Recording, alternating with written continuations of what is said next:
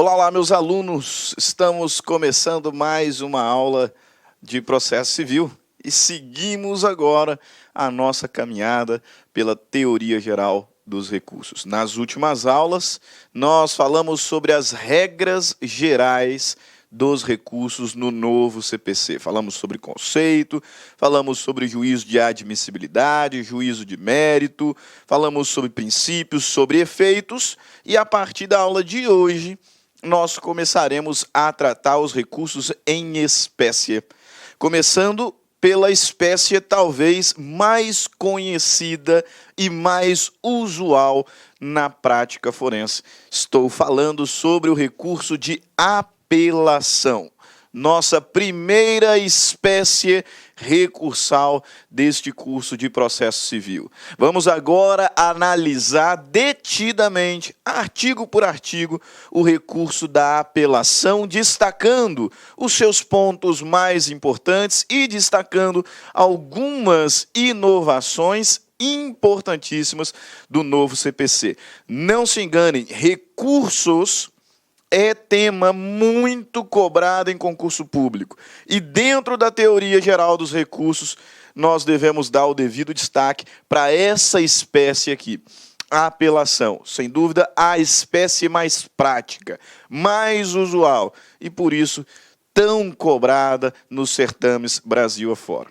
Sem mais delongas, vamos então ao nosso trabalho desses dois blocos em que analisaremos o recurso de apelação. Começando pelo seu conceito e cabimento. A apelação é a primeira espécie recursal prevista no novo CPC. E o legislador nos traz, no caput do artigo 1009, um conceito de apelação bastante clássico, né? Já utilizado anteriormente no Código de Processo Civil de 73, mas desta vez devemos tomar o devido cuidado. O legislador, ele mantém a máxima, ele mantém a regra de que o recurso de apelação é a espécie recursal que serve para impugnar sentença. Ok? Regra geral, mantendo a tradição processualista, que nos afirma o recurso de apelação é a espécie cabível contra sentenças.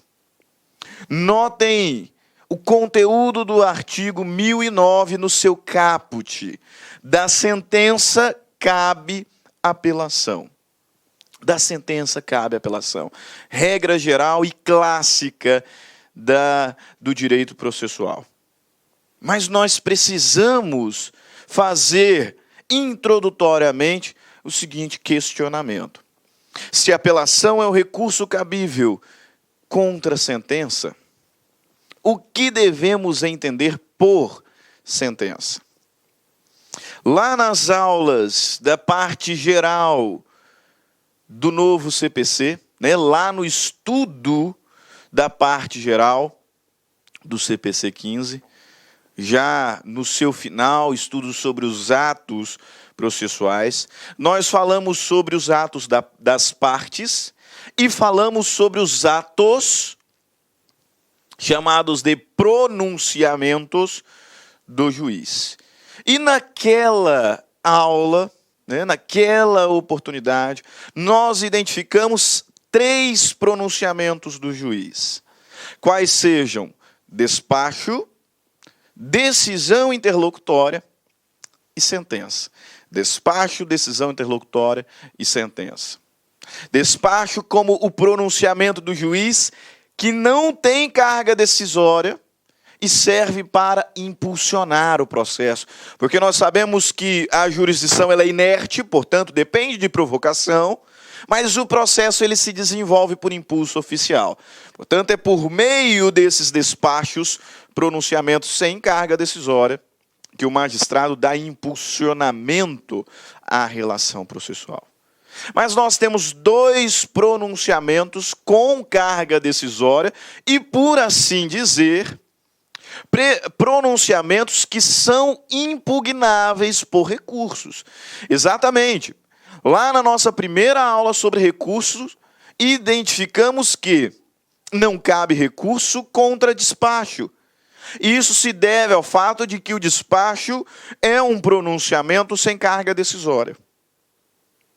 Agora, os outros dois pronunciamentos do juiz, decisão interlocutória e sentença, são pronunciamentos com carga decisória e, por isso, impugnáveis por recurso, em privilégio ao princípio do duplo grau de jurisdição, princípio constitucional implícito.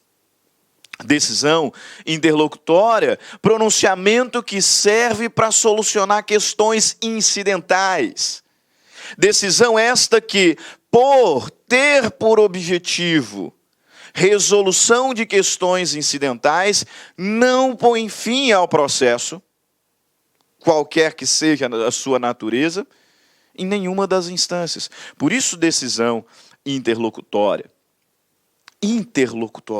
incidental, proferida no curso do processo e sem aptidão para pôr fim a ele.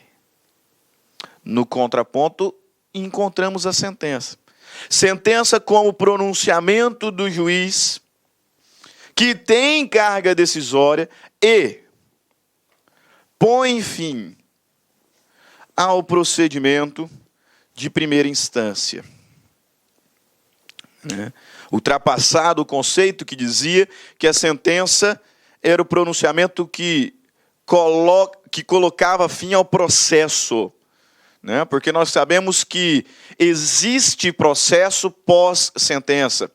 Seja imaginando o cumprimento dela, seja imaginando a interposição de um recurso que desenvolverá esse processo em segunda instância, protelando a litispendência e obstando o trânsito em julgado, de fato, sentença não põe fim ao processo. Trata-se do pronunciamento do juiz com carga decisória que põe fim ao procedimento de primeira instância. Seja ele de conhecimento ou de execução.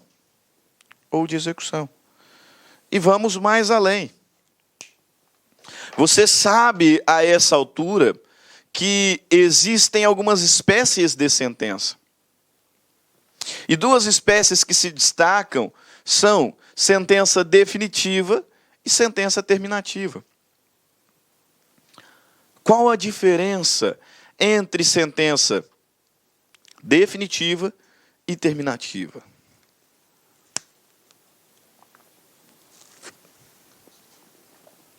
Qual a diferença entre sentença definitiva e terminativa? Sentença definitiva é aquela que põe fim ao procedimento da primeira instância, julgando o mérito. Portanto, é decisão capaz de produzir coisa julgada material. Trata-se de uma decisão que analisa mérito, que resolve mérito, e por isso apta a produzir coisa julgada material. No contraponto, temos a chamada sentença terminativa. Sentença que não resolve o mérito. E, portanto, produz coisa julgada apenas formal. De modo que, regra geral, prolatada uma sentença terminativa, é evidente que a parte pode dela recorrer. Mas, se não quiser, em regra, poderá ser proposta nova demanda. Ajuizada nova ação com mesmas partes, mesmo pedido e mesma causa de pedir. Por quê? Porque aqui não faz coisa julgada material. Então, ante uma sentença terminativa, é possível a propositura de nova ação, com mesmas partes, pedido, causa de pedir. O que não acontece, em regra, com as sentenças definitivas. Face a sentenças definitivas, se não for interposto recurso e recurso de apelação, esta sentença transitará em julgado e não será mais possível propor a ação. Não será possível repropor a mesma ação. Apesar disso, entendam, estamos diante de sentença. Seja ela definitiva, resolvendo o mérito e por isso apta a produzir coisa julgada material, ou terminativa, sem aptidão para gerar coisa julgada material, porque não resolve o mérito, seja definitiva, seja terminativa, são sentenças. E das sentenças, cabe apelação. Em suma, sentença, ato, pronunciamento do juiz que põe fim ao procedimento da primeira instância, seja ele de conhecimento ou de execução. E cabe a apelação tanto da sentença, de uma sentença definitiva, aquelas em que encontramos no artigo 487, que julga mérito, que resolve mérito, quanto das sentenças terminativas à luz do artigo 485. Sentenças estas que não resolvem o mérito. Por isso, destacamos aqui no nosso slide. Observem. A apelação é recurso que cabe contra qualquer tipo de sentença. Seja aquela que julga um processo de conhecimento, seja processo de conhecimento de natureza condenatório, constitutivo, declaratório, de jurisdição contenciosa, de jurisdição voluntária, seja uma sentença que extingue execuções, seja uma sentença definitiva ou ainda uma sentença terminativa. Apelação é o recurso que cabe contra a sentença. De processo de conhecimento, constitutivo, condenatório, declaratório, jurisdição contenciosa, jurisdição voluntária, seja processo de execução. Seja uma sentença definitiva, aquela que resolve mérito, ou terminativa. Não resolve mérito. É sentença, tal decisão, impugnável, em regra, por apelação. Ok? Acontece que, na sistemática do novo CPC, meus caros, veja bem, esta regra sempre foi a regra geral do recurso de apelação. Talvez você já até tenha ouvido falar isso que acabei de dizer.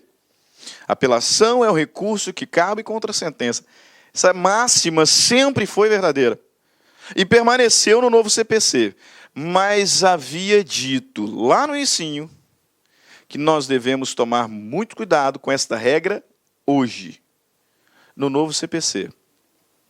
Por que devemos tomar tanto cuidado com esta regra que continua verdadeira? Apelação é o recurso cabível contra a sentença.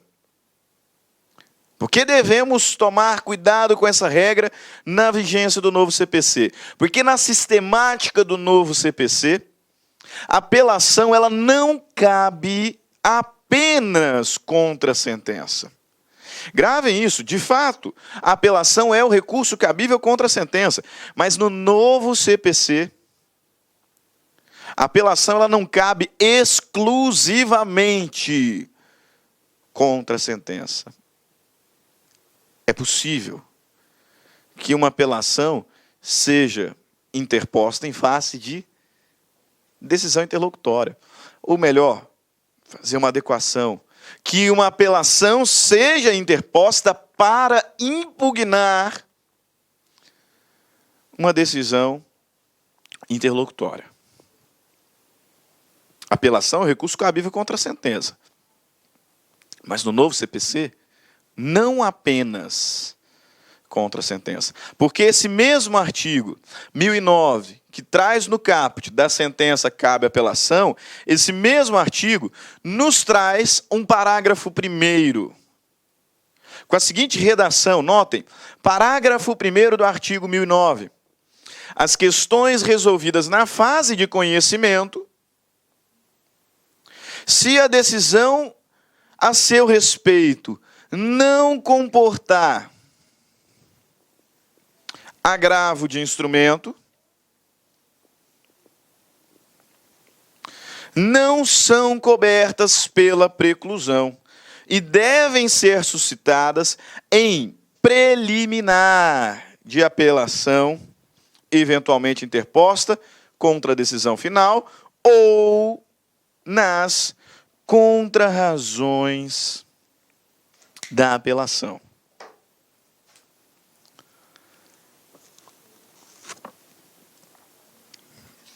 As decisões interlocutórias, proferidas no curso do processo, chamadas interlocutórias porque não põem fim ao processo, que não forem impugnadas ou impugnáveis por agravo de instrumento, essas decisões interlocutórias poderão ser suscitadas lá na apelação, a ser interposta depois da decisão final, depois da prolação da sentença.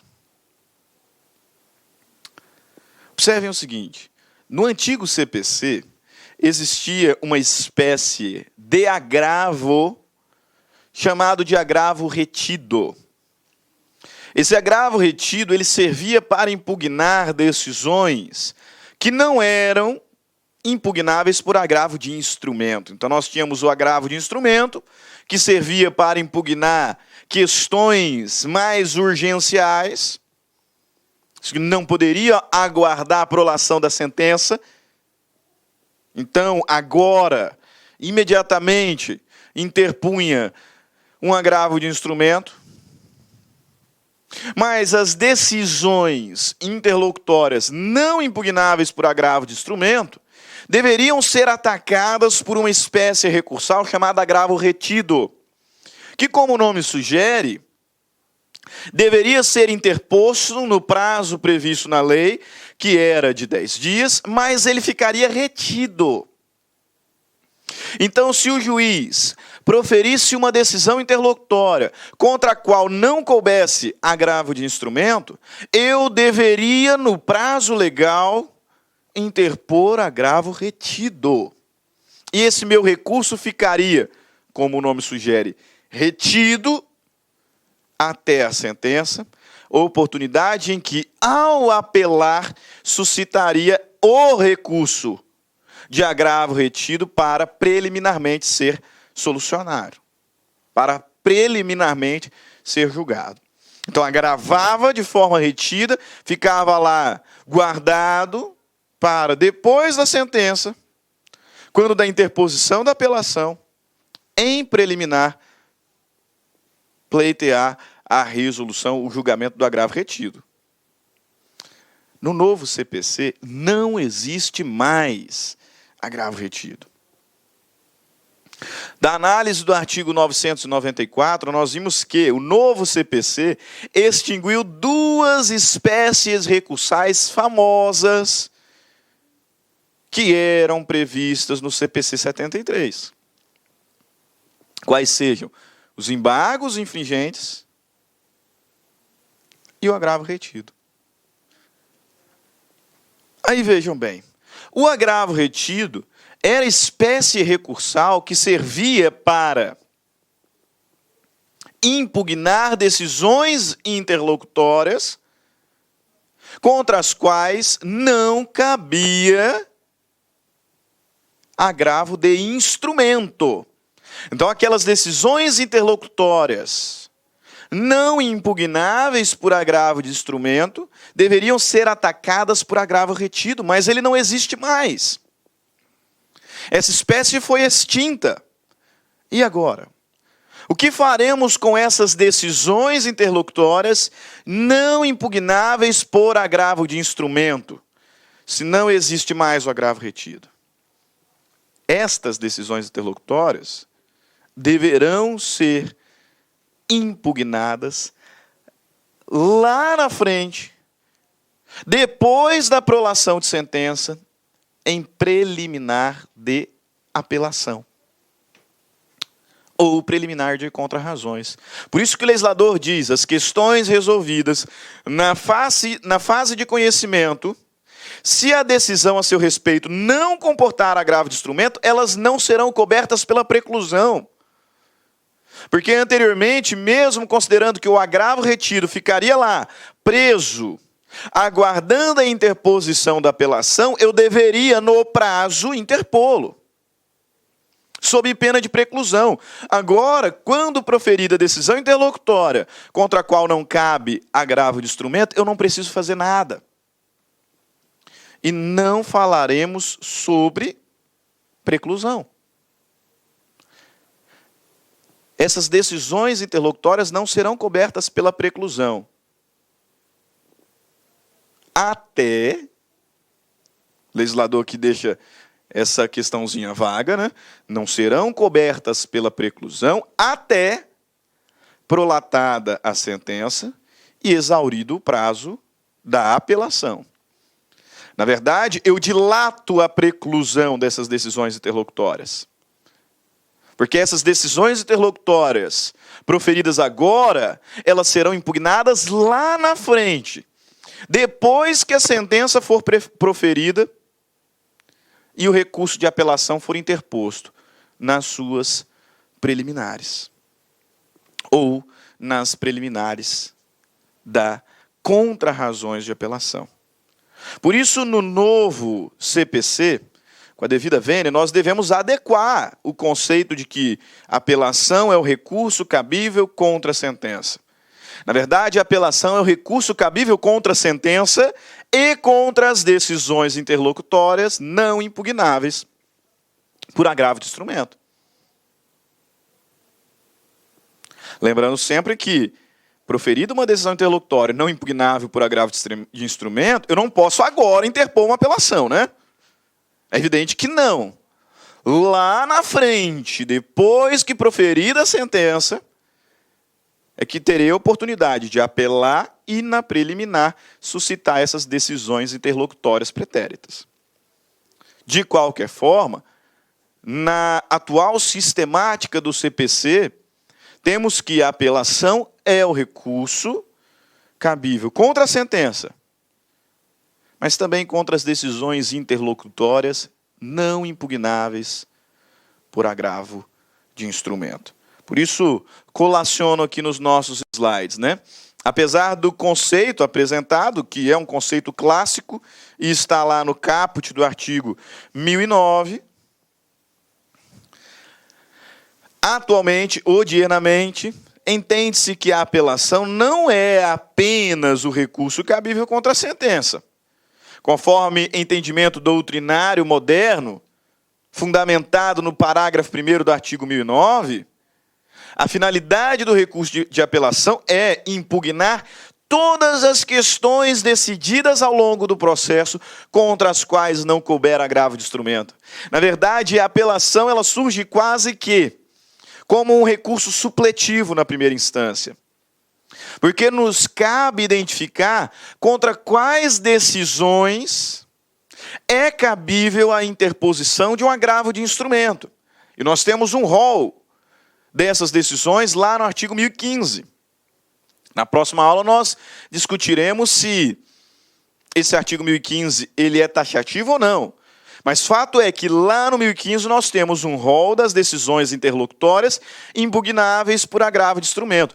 Ótimo, estamos em primeira instância, toda decisão, a priori, que não estiver naquele rol, é impugnável por apelação. Então, a apelação fica realmente quase que como um recurso supletivo.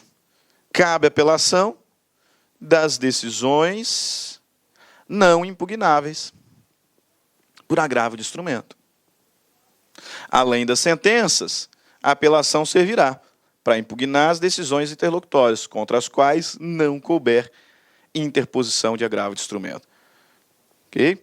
Colaciono aqui ainda lições preciosas do grande mestre Daniel Amorim Assunção Neves. Quem acompanha as nossas aulas sabe que tem uma admiração muito grande pelo professor Daniel Assunção, de modo que, na medida do possível, trago aqui algumas reflexões desse mestre, e aqui não é diferente, lição preciosíssima. Vejamos. Entender que esse recurso de apelação é cabível somente contra a sentença será apequenar o recurso. Entender que a apelação é cabível somente contra a sentença será apequenar o recurso. Na realidade, salvo as decisões interlocutórias impugnáveis por agravo de instrumento, a apelação passa a ser o recurso cabível da sentença e das decisões interlocutórias proferidas durante o procedimento. Então, ele até faz uma crítica, Dizer que a apelação cabe contra a sentença é apequená-la. Porque, na verdade, a apelação cabe contra qualquer decisão, na primeira instância, contra a qual não couber agravo de instrumento. Seja a sentença, que é a regra geral, mas também algumas decisões interlocutórias. Ok? Outra observação que faço antes de irmos adiante. A regra é de que, contra a sentença, cabe apelação. Nós já vimos que, na verdade, a apelação cabe contra a sentença e também contra algumas decisões interlocutórias. É o que o artigo 1009, caput, e seu parágrafo 1º nos revela. Acontece que, ainda excepcionando a regra, nós temos espalhadas pela legislação algumas sentenças não impugnáveis por apelação. É isso mesmo. A regra é de que contra a sentença cabe apelação. E nós já excepcionamos tal regra dizendo que a apelação também cabe contra algumas decisões interlocutórias. Seguindo em excepcionar tal regra, nós temos também que algumas sentenças não são combatíveis por apelação. Exatamente. Nós encontramos espalhado pela legislação pátria alguns exemplos de sentença não impugnáveis por apelação. É o caso da sentença proferida no juizado especial civil. Exatamente. A sentença proferida no juizado especial civil, que segue o procedimento da Lei 9.099, de 95, e nesta lei encontramos que, contra tais sentenças, cabe recurso inominado. Não é apelação. Lá no juizado especial, não interpõe uma apelação contra a sentença. A decisão final é sentença. Mas, neste caso, o recurso cabível é o recurso inominado. Da mesma forma, no juizado especial federal, no JEF, as sentenças do JEF não são recorríveis por apelação, mas sim por recurso ordinário. Outro sim, a sentença que julga os embargos do devedor em execução fiscal. A sentença que julga os embargos do devedor em execução fiscal é recorrível por embargos infringentes. Veja bem, ainda existem embargos infringentes no ordenamento jurídico, não existe mais no CPC. Mas lá na execução fiscal existe, inclusive é o recurso cabível contra a sentença que julga os embargos do devedor. E, fechando essas exceções, a sentença que decreta a falência. A sentença que decreta a falência, curiosamente, ela é recorrível por agravo de instrumento. Por agravo de instrumento. Então, espécies de pronunciamentos que possuem natureza de sentença. Todavia, não recorríveis por apelação. Observaram como este conceito tradicional, clássico, de que contra a sentença cabe apelação, não é um conceito tão adequado atualmente? Não é um recurso, não é um conceito dos mais adequados atualmente, porque existem sentenças que não são impugnáveis por apelação.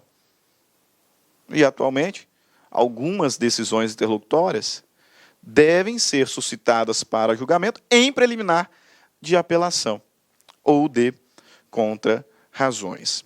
Ok? Ótimo. Vamos então seguir aqui na nossa jornada. Falamos sobre o conceito, falamos sobre o cabimento da apelação. Agora damos continuidade tratando sobre a legitimidade recursal. E aqui, sem delongas, né, porque nós já tratamos os requisitos de admissibilidade anteriormente. Agora nós estamos especificando tais requisitos para apelação. Mas, neste caso, mantemos a ideia geral. Quem são os legitimados para interposição de apelação? As próprias partes. Terceiro interessado. Neste caso, o terceiro interessado terá que demonstrar de que forma a decisão produz efeitos sobre uma relação jurídica de que ele é parte, ou, né, se esse terceiro é substituto processual, legitimidade extraordinária. Né? Veja, terceiro pode apelar, mas ele terá que provar, evidente, o seu interesse. Então, ele terá que provar de que forma que a decisão proferida, da qual está recorrendo, produz efeitos sobre uma relação jurídica que ele é parte, ou terá que provar que, neste caso, por força de lei, ele pode ser substituto processual. Você tem legitimidade extraordinária. Pode, em nome próprio, pleitear direito alheio. Ok? Tem legitimidade, partes. O terceiro, com esses detalhes, e o Ministério Público, quando atuar como parte ou fiscal da lei. Né? Na verdade, o Ministério Público, quando atuar como fiscal. Porque se ele é parte, ele está aqui nesse primeiro ponto. Né? Então, tem legitimidade para recorrer. Partes, terceiro interessado, Ministério Público. Sendo certo que o terceiro interessado terá que demonstrar o seu interesse. De que forma que a decisão produz efeitos numa relação jurídica da qual ele é parte, ou terá que provar que tem legitimidade extraordinária por permissão legal. Além da legitimidade, também requisito de admissibilidade do recurso, neste caso, da apelação, o interesse. O apelante tem que demonstrar o seu interesse recursal. E, em regra, o interesse recursal está diretamente relacionado à sucumbência.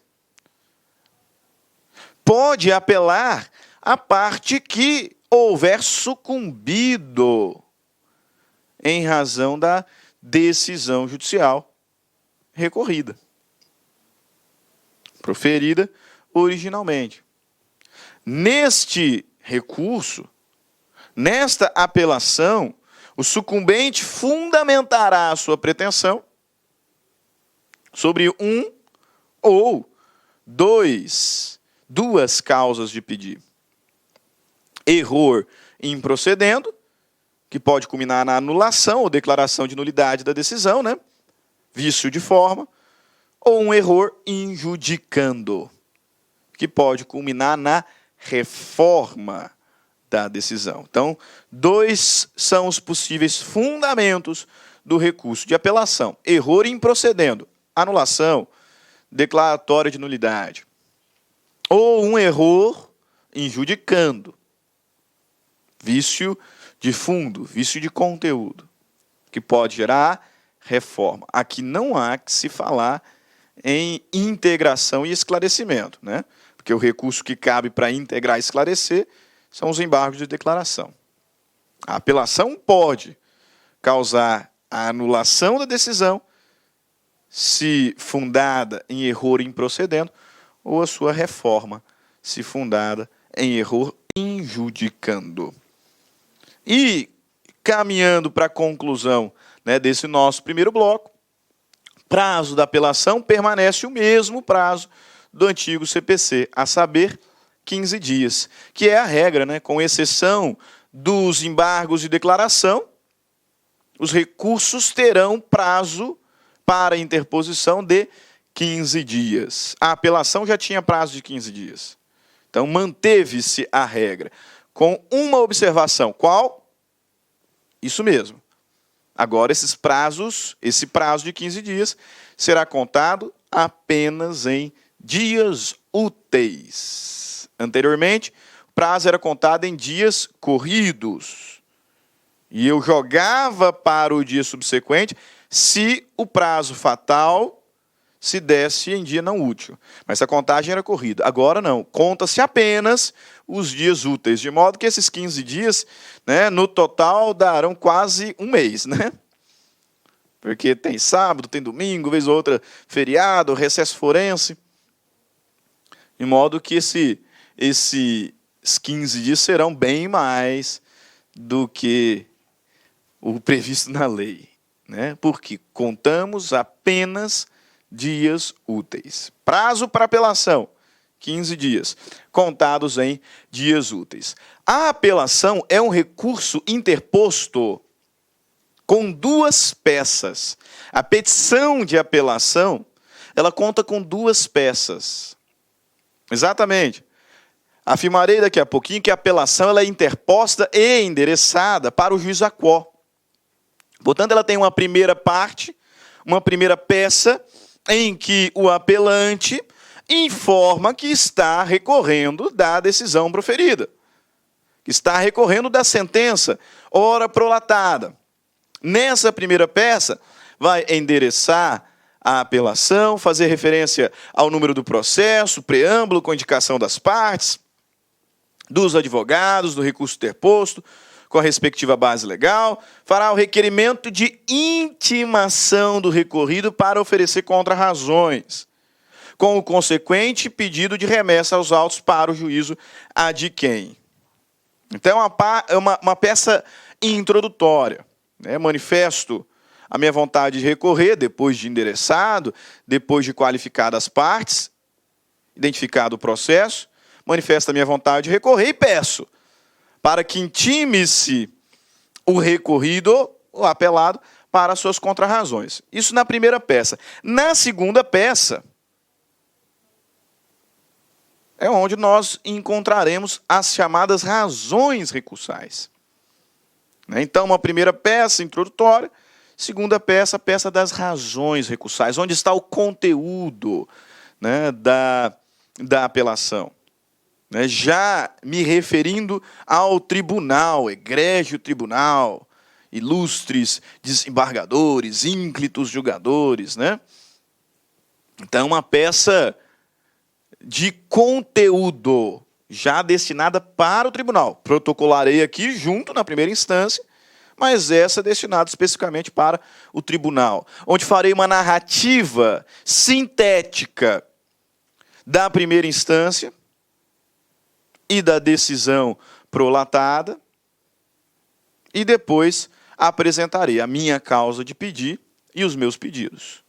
Minha causa de pedir, erro improcedendo, erro injudicando, meus pedidos, anulação, declaração de nulidade ou reforma da decisão ora atacada. Então, trata-se de um recurso em que a petição conta com duas peças, né? Uma primeira peça, peça de interposição, e uma segunda peça, peça de razões recursais. Disse e repito, a interposição da apelação se dá no primeiro grau. Exatamente, nós vamos falar em aulas futuras sobre o agravo de instrumento. O agravo de instrumento proponho endereçando-o para o tribunal. Aqui não. A apelação é espécie recursal endereçada ao juízo aquó, ao juízo da origem, ao juízo prolator da decisão atacada.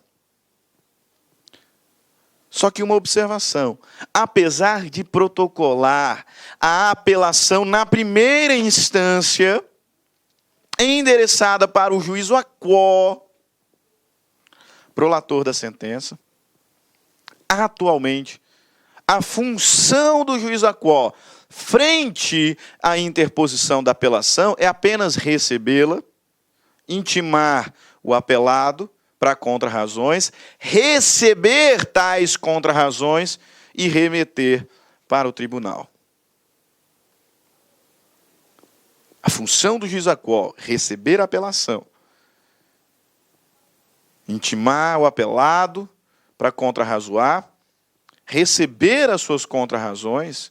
Em algumas situações teremos que intimar o apelante para contrarrazoar, caso de um recurso adesivo, por exemplo, ou de decisões interlocutórias suscitadas na contrarrazão do apelado. Mas, enfim, concluídas essas formalidades, o juízo a quo deve remeter os autos para o tribunal, independente da admissibilidade. Não cabe ao juízo a quo, nos termos do novo CPC, realizar o juízo de admissibilidade. Gravem isso. No antigo CPC, além de endereçar a minha apelação para o juízo da primeira instância, uma das atribuições do juízo da primeira instância era a realização do juízo de admissibilidade. Novo CPC, não. Não é atribuição, não é da competência do juízo a quo a realização da admissibilidade. Quem realizará a admissibilidade será o relator do recurso, depois de distribuído no tribunal. Inclusive, já disse isso na nossa primeira aula sobre teoria geral dos recursos, inclusive compartilhando e resolvendo com os senhores uma questão da OAB. Notem, atualmente, não é atribuição do juízo a quo, do juízo de origem, a realização da admissibilidade da apelação. Antigamente o era. Atualmente não. E se algum juízo, imagino que isso não vai acontecer na prática, seria um erro formal gravíssimo, Mas se algum juízo de primeira instância se meter a besta de realizar a admissibilidade, contra essa decisão, caberá a propositura de reclamação. Reclamação por usurpação da competência do tribunal. Então não há mais que se falar também em agravo de instrumento contra juízo que negou conhecimento ao recurso.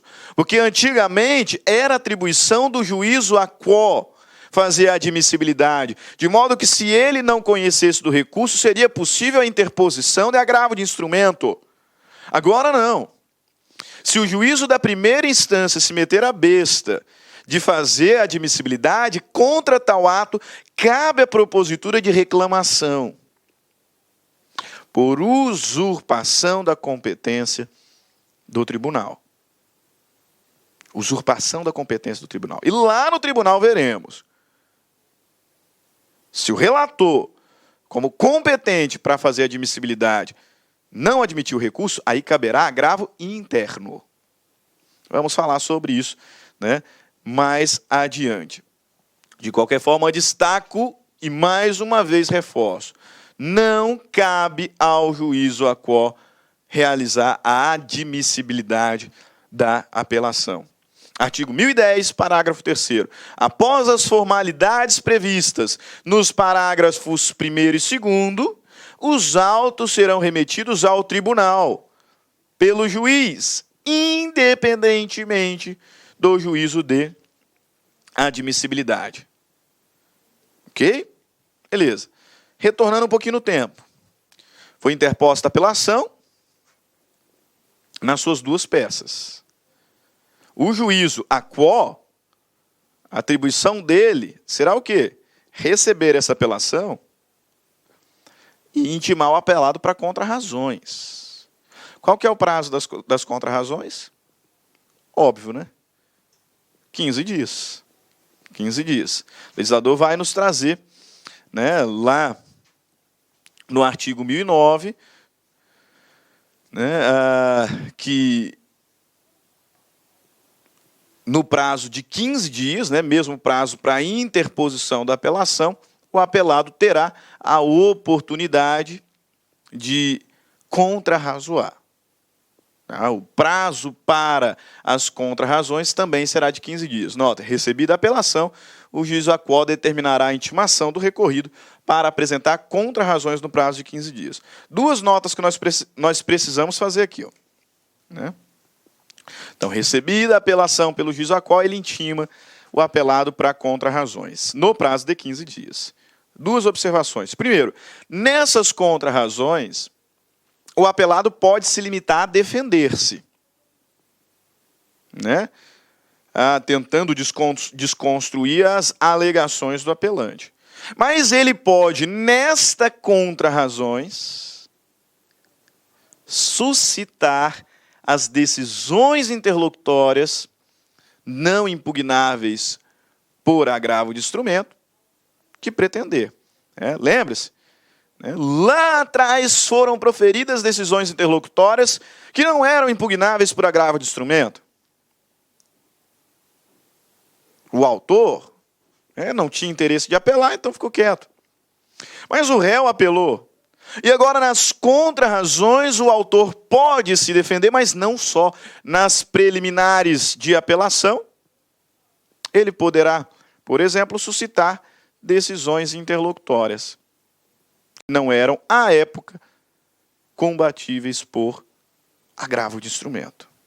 Além disso, a apelação é um dos recursos que possível de ser interposto na forma adesiva.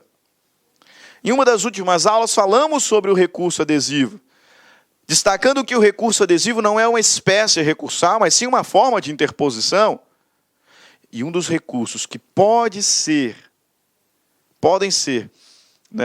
interposto de forma independente no prazo de 15 dias da intimação da sentença ou de forma adesiva no prazo das contrarrazões é o recurso de apelação. Então, duas notas.